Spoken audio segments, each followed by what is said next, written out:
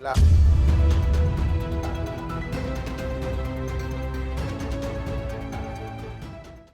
ಈಗ ಆರಂಭದಲ್ಲಿ 2011ರಲ್ಲಿ ಮಾಧವ್ ಗಾಡ್ಗಿಲ್ ರಿಪೋರ್ಟ್ ಕೊಟ್ಟದ್ದು. ಮಾಧವ್ ಗಾಡ್ಗಿಲ್ ಬಹಳ ಒಂದು ಪರಿಸರ ತಜ್ಞ.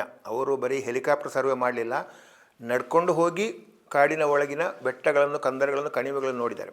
ಅವರು ಹೇಳಿದ್ದೇನಂತ ಹೇಳಿದರೆ, ಇದೆಲ್ಲ ಬಹಳ ಸೂಕ್ಷ್ಮಾತಿ ಸೂಕ್ಷ್ಮ ಪ್ರದೇಶ, ಈ ಪ್ರದೇಶದಲ್ಲಿ ಮಾನವ ಹಸ್ತಕ್ಷೇಪ ಬೇಡ, ಚಟುವಟಿಕೆ ಮಾಡಬೇಡಿ.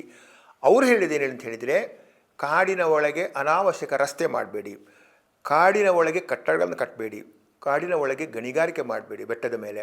ಆಮೇಲೆ ಬೆಟ್ಟದ ಸೂಕ್ಷ್ಮ ಪ್ರದೇಶಗಳಲ್ಲಿ ನೀವು ಯಾವುದೇ ಪರಿಸರ ವಿನಾಶಕ ಯೋಜನೆಗಳನ್ನು ಮಾಡಬೇಡಿ, ರೆಸಾರ್ಟ್ಗಳನ್ನು ಮಾಡಬೇಡಿ, ಅರಣ್ಯ ಒತ್ತುವರಿ ಮಾಡಬೇಡಿ, ಮತ್ತು ವನ್ಯಜೀವಿಗಳಿಗೆ ಸಾಕಷ್ಟು ಅವಳಿಗೆ ತಿರುಗಲಿಕ್ಕೆ ಅವಕಾಶ ಕೊಡಿ. ಯಾಕೆಂದರೆ ಕಾಡಿನಲ್ಲಿ ವನ್ಯಜೀವಿಗಳು ಪರಸ್ಪರ ಅಲೆದಾಟ ಇದ್ದಷ್ಟು ಕಾಡಿನ ಬೆಳವಣಿಗೆ ಆಗೋದು. ಅದು ಮಂಗ ಇರಲಿ ಅಥವಾ ಹಕ್ಕಿಗಳಿರಲಿ, ಹಾರ್ನ್ಬಿಲ್ ಇರಲಿ, ಯಾವುದೇ ಇರಲಿ, ಬೀಜ ಪ್ರಸರಣದಲ್ಲಿ ಎಲ್ಲ ಕಡೆಯಲ್ಲಿ ಈ ಆನೆ ಲದ್ದಿ ಹಾಕಿದರೂ ಅಲ್ಲಿ ಕಾಡು ಬೆಳವಣಿಗೆ ಆಗ್ತದೆ, ಕಾಡ್ಕೊಂಡು ಸಗಣಿ ಹಾಕಿದರೂ ಕಾಡು ಬೆಳವಣಿಗೆ ಆಗ್ತದೆ. ವನ್ಯಜೀವಿಗಳಿಗೆ ಸಂಚಾರಕ್ಕೆ ಅವಕಾಶ ಮಾಡಿಕೊಡಿ. ವನ್ಯಜೀವಿಗಳಿಗೆ ತೊಂದರೆ ಆದ ಈಗ ಒಂದು ಕಡೆಯಲ್ಲಿ ಏನೊಂದು ಪ್ರಾಜೆಕ್ಟ್ ಮಾಡಿದರು, ರಸ್ತೆ ಆಯಿತು, ರಸ್ತೆ ಆದ ಕೂಡಲೇ ವನ್ಯಜೀವಿಗಳು ಒಂದು ಕಡೆಯಿಂದ ಇನ್ನೊಂದು ಕಡೆಗೆ ಹೋಗೋ ಸಂಚಾರ ಕಡಿಮೆ ಆಗ್ತದೆ. ಇದೆಲ್ಲ ನೋಡಿಕೊಂಡವರು ಪಶ್ಚಿಮ ಘಟ್ಟ ಹೀಗೆ ಉಳಿಬೇಕಾದ್ರೆ ಇದೆಲ್ಲವನ್ನು ತರಬೇಕು ಅಂತೇಳಿ ಒಂದು ಸೈಂಟಿಫಿಕ್ ರಿಪೋರ್ಟ್ ಕೊಟ್ಟರು. ಆಮೇಲೆ ಕೇಂದ್ರ ಸರ್ಕಾರ ಅದನ್ನು ತಿರಸ್ಕಾರ ಮಾಡಿತ್ತು. ಫಸ್ಟಿಗೆ ಇದೇ ಇಡುಕ್ಕಿ ಮತ್ತು ವಯನಾಡಲ್ಲಿ ತಿರಸ್ಕಾರ ಮಾಡಿದರು. ಕೇಂದ್ರ ಸರ್ಕಾರ ಕೂತ್ಕೊಂಡು ಕಸ್ತೂರಿ ರಂಗನ್ ಅಂತೇಳಿ ಅವರೊಂದು ಬಾಹ್ಯಾಕಾಶ ತಜ್ಞ, ಅವರೊಂದು ಹೆಲಿಕಾಪ್ಟರ್ ಸರ್ವೆ ಮಾಡಿ ಇನ್ನೊಂದು ರಿಪೋರ್ಟ್ ಕೊಟ್ಟರು. ಆ ರಿಪೋರ್ಟಲ್ಲಿ ಮಾಧವ್ ಗಾಡ್ಗಿಲ್ ರಿಪೋರ್ಟನ್ನೇ ಸ್ವಲ್ಪ ಬದಲಾವಣೆ ಮಾಡಿಕೊಂಡು ಅದರಲ್ಲಿ ಇಷ್ಟ ಅಂಶವನ್ನು ವ್ಯಾವಹಾರಿಕವಾಗಿ ಬಳಸ್ಕೊಳ್ಬೋದು ಅಂತೇಳಿ ಅವರೊಂದು ರಿಪೋರ್ಟ್ ಕೊಟ್ಟರು.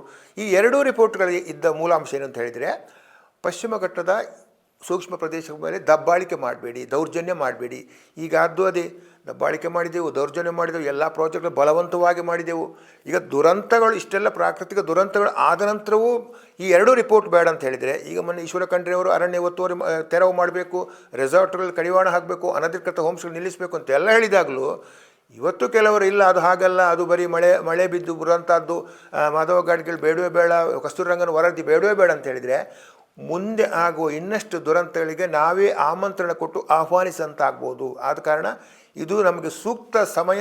ಈ ಸಮಯದಲ್ಲಿ ಯಾವುದಾದೊಂದು ವರದಿಯನ್ನು ಬೇಡ, ಮಾಧವ್ ಗಾಡ್ಗಿಲ್ ಬರೆದ ಕಸ್ತೂರಿ ರಂಗನ್ ವರದಿ ಬೇಡವಾ, ಇನ್ನೊಂದು ಯಾವುದಾದ್ರೊಂದು ವರದಿಯನ್ನು ಕ್ರಿಯೇಟ್ ಮಾಡಿಯಪ್ಪ, ಒಂದು ಭದ್ರತೆಗೋಸ್ಕರ ಕ್ರಿಯೇಟ್ ಮಾಡಿ ಅದನ್ನು ಅನುಷ್ಠಾನಕ್ಕೆ ತಂದರೆ ಇನ್ನಾಗುವ ದುರಂತಗಳನ್ನು ತಪ್ಪಿಸ್ಬೋದು.